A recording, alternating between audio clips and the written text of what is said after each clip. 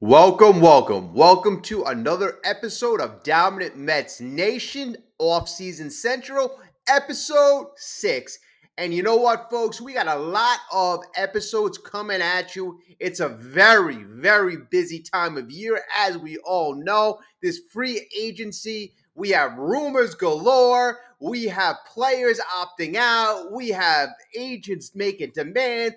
Everything is really going on. It is extremely exciting, so you're going to want to stay tuned. If you are not yet subscribed, it's a great chance to hit that subscribe button. And of course, as always, let's start off this video right.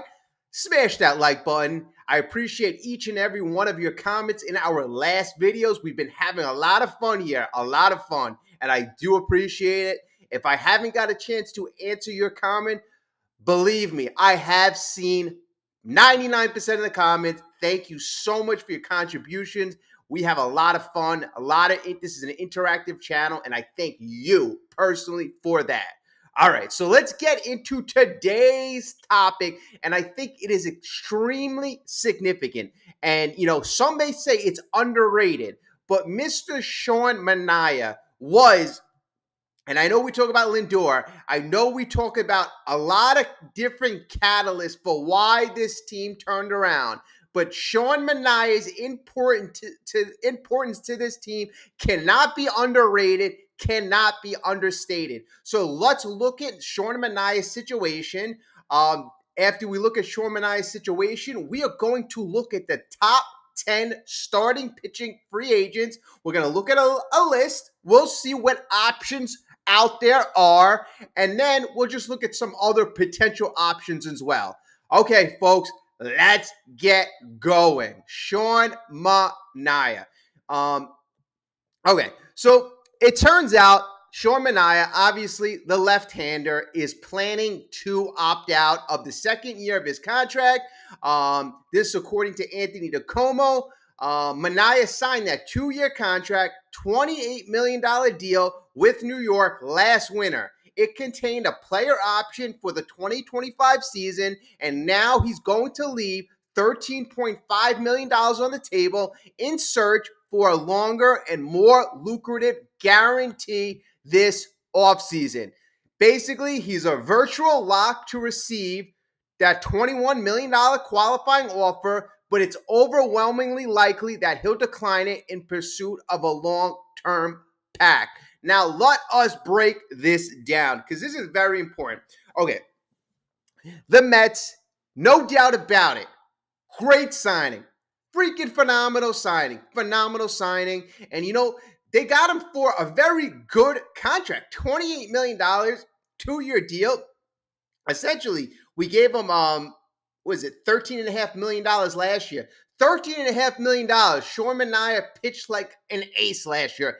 An ace. So you got to really give Sean Manaea credit, but you got to give the Mets credit. David Stearns, you got to give credit. You heard Sean Manaea was working with Driveline last year. He had a couple ticks up in velocity. He also worked on his slurve. He worked on different pitches, and it worked. It worked to perfection. Then as the year progressed, he worked on his arm angle, and he evolved into an elite pitcher. Now, the only thing really holding this man back from making bank is his age. Really is his age. That's the only thing. He's going to be 33 years old, and that is where I would say the Mets have an advantage.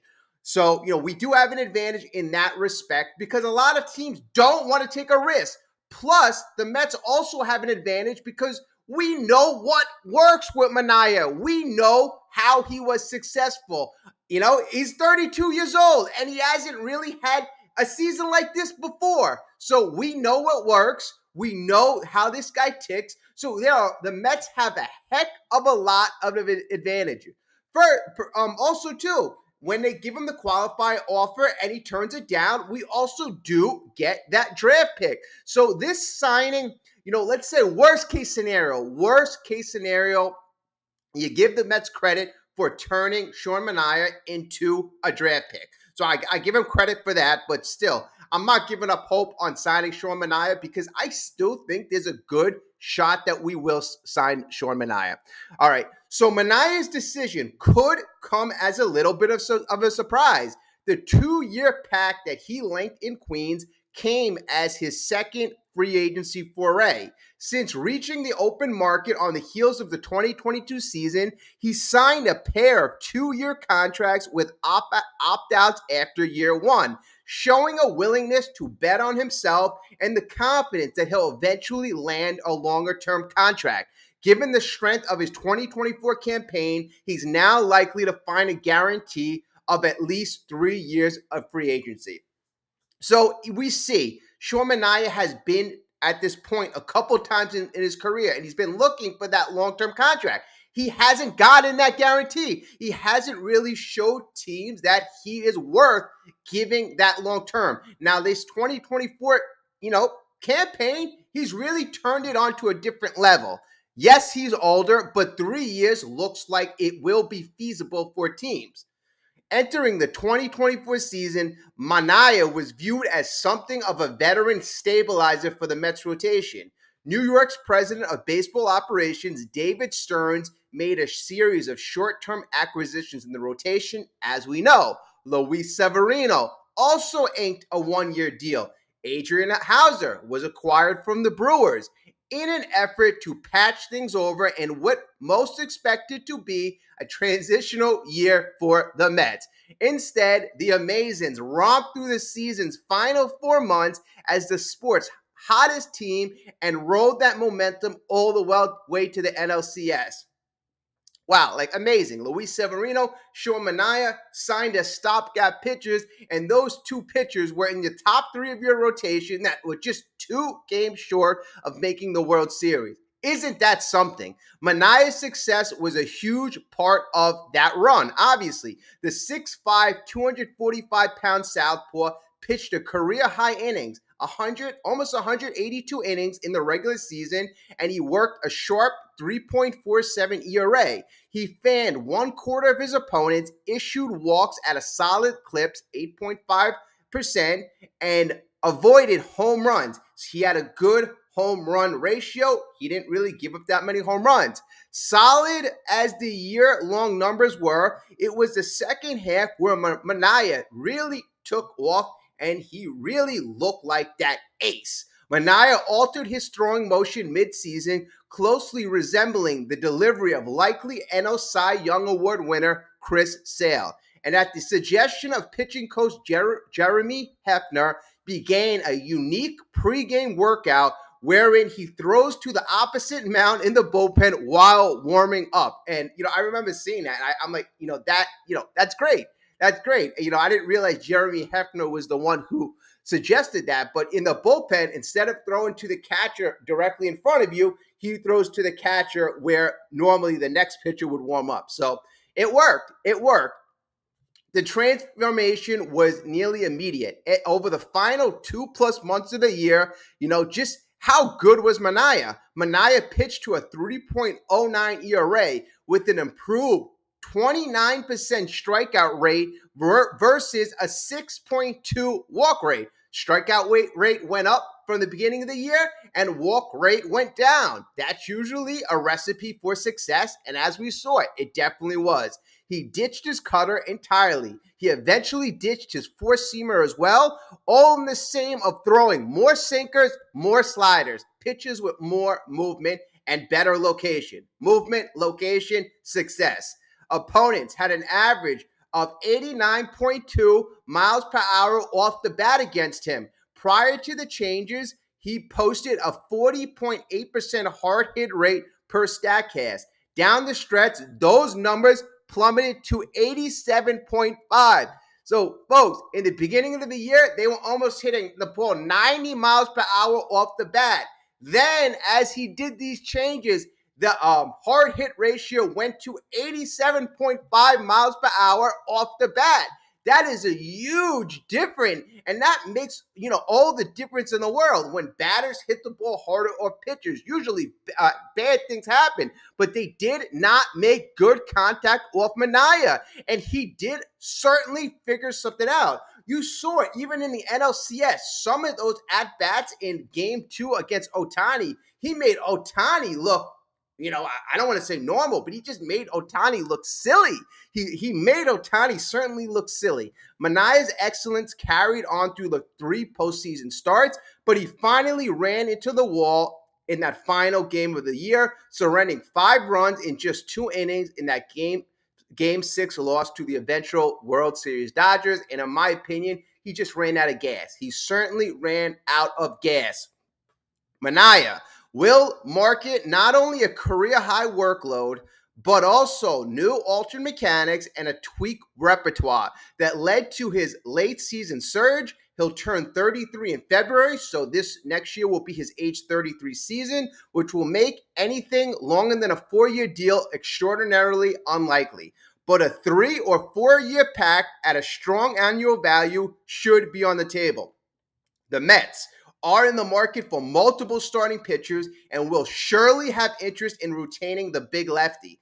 Manaea will command interest from a broad range of suitors. He's one of the top starters on the market this time around, but his age will prevent him from landing the type of long-term deal which many clubs shy away from. Now, what do the Mets do? Now, hearing David Stearns at his end of the year press conference, there was no doubt about it. David Stearns loves Sean Manaea. One of the first pitchers, free agents that he signed. They obviously invested a lot in making Sean Manaea a better pitcher. They like the type of man, the type of teammate he is. That is extremely important. We see that he was able to perform in the postseason. We see that he was able to perform under the bright lights of New York. There are so many questions that have been answered about a guy like Sean Manaea, a guy like Corbin Burnes. Great pitcher. Can he pitch in New York? Can he be successful in the playoffs in New York? Same thing, Max Fried. Well, Max Fried, those questions have been answered a little further because we know he's won a World Series and he's been the pitcher who has been pitched the last game. So we know he's pitched in big spots. But other pitchers haven't answered those questions, really haven't. Sean Manaea has. Difference is he's older. That's the thing. He's just a little older. Now, there are rumors out there that I forgot who it was. I was seeing how one of the former GMs, his name is slipping my mind right now, but he projected that Sean Manaea would be going to the Royals. The Royals, on an average of the salary that he would be getting, or the contract total would be 3 years, $68 million, which is not far from what I predicted 2 months ago when I said that he's probably going to get a contract, 3 years, $75 million, $25 million a year, similar to what Sonny Gray got last year. So that was the contract that I predicted 2 months ago, and it looks like that may be around what his market value is. And, would you do it? Would you not? Would you opt out? Would you be a little creative with the contract? That may be up to you, David Stearns, whatever teams are interested in him. But I think New York Mets, it would be highly of their best interest to look at bringing Sean Manaea back. I really think he worked well here, worked well in the clubhouse, and he has that trajectory. I think his performance is going in an upward trajectory. You want to get these guys on their upswing. So I would love to sign Sean Manaea, but if in any case we don't sign Sean Manaea, there are other options. There certainly are. So we're going to take a look at some of the let's look at the top 10. Now, there are many lists out there that, top 10, top 20, but let's look at, I'm going to take a look at this. Okay, so the top starting pitchers remaining. Obviously, we're going to start off with Mr. Corbin Burnes. Corbin Burnes is a free agent. Last year, he was in the 2024 campaign, went 15-8, 2.95 ERA, 1.11 WHIP. Has that relationship with David Stearns. We're going to dive deeper into Corbin Burnes in our other videos, but I just want to make note that he is he's probably the number one, number two option out there on most people's list. Number two, we have Gerrit Cole. Gerrit Cole opted out of his contract, but he did that just so that he can get an extra year added onto his Yankees contract. So that would make his total value that he got as a Yankee at $360 million, and that would make that a 10-year deal. So it doesn't look like Gerrit Cole at this moment would be an option. On this list, number three, and this might be debatable, you might switch him at number four. You have Blake Snell. Last year, Blake Snell had a little rough start, but he ended off the year with 5-3, a 3.12 ERA, 1.05 WHIP, and he looked very, very good for the Giants in the second half of the year. He would be the third best free agent. Then you have Max Fried. Max Fried, the reliable starter from the Atlanta Braves. Last year, he was 10-10 with a 3.42 ERA, 1.95 WHIP. Number five, Jack Flaherty. We're very familiar with Jack Flaherty. We saw him with the Dodgers. He was traded from the Tigers midseason. He went 13-7 in 2024 with a 3.17 ERA, 1.07 WHIP. He was a guy, I really think that he ran out of gas at the end of the year as well. Had a few rough starts in the playoffs, but he also had some gems. So he's a guy who has a lot of talent. He would be the fifth best starter. Sixth best starter, according to this list, I'm looking at a list from NBC. You have Nathan Eovaldi. Nathan Eovaldi is age 35, so he's a bit older than some of the other guys on this list. Nathan, it went 11-8 for the Rangers, 3.96 ERA, 1.12 WHIP. Number seven, we're all familiar with this guy. According to this list, we have Sean Manaea. Number eight, we have Michael Wacha. Michael Wacha had a really good season last year at age 33, 13-8 for the Royals, 3.28 ERA. Very good season for Michael. I don't think that we would dip back into that well, but David Stearns is a new GM. Then number nine, according to this list, Luis Severino. Luis, we saw how he excelled last year, stayed healthy the whole year, 11-7, 3.97 ERA, his age 31 season. He pitched very well. Number 10 on this list, we have Yusei Kikuchi. So this is the top 10 starting pitchers. And you know what? There are a lot more starting pitchers out there. This is just, a big snippet. And there are other options out there. You got Roki Sasaki. We have to see, if he's going to be made available in Japan. But there are a lot of starting pitchers. There are a lot of options out there. But that's just, a little quick synopsis of, if we don't get Manaea, who could we possibly get? And we didn't really explore the trade market too. David Stearns, when asked about the trade market, he smiled and says he likes making trades. So, that could be other options as well. And, and if you go through the starting pitching free agent list, there are a lot of guys on there, a lot. Nick Martinez, Kyle Gibson, Justin Verlander, free agent, Nick Pivetta, Charlie Morton, Andrew Heaney, Kyle Hendricks, Clayton Kershaw, Shane Bieber, Max Scherzer. So once you go through the list, there are a lot of viable guys. And I really suspect David Stearns will be looking for the next version of Sean Manaea, the next version of Luis Severino, a situation where he can buy low and sell high. A situation in the Luis Severino, Sean Manaea situation, he bought low, paid only $13 million for these guys. Now he's going to be able to get a draft pick in the Sean Manaea situation. And then also too, some of these guys you could also sign to 2 or 3 year deals, even if they are a little older, and you can flip them in trades and deals if, that's an option. If you're winning, that may not necessarily be the case, but you always want to keep your door open. All right, folks, this was our quick deep dive into Sean Manaea. Sean Manaea was our ace, so it's very important to kind of keep tabs on what is going on with Sean Manaea. So I wanted to give you that quick update. We have more videos to go. This was episode 6. Stay tuned. Instead of making these 30, 40-minute episodes, I'm going to break it down so that everybody has different options. I know we all consume information a bit differently. At least I do. So I want to give everybody that option as well. Comment. Let me know what you think. Would you re-sign Sean Manaea? How much would you re-sign him for? I gave you my opinion. 3 years, $75 million.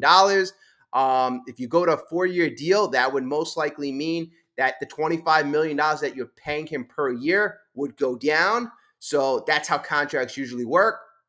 But David Stearns, I expect him to be creative. Nonetheless.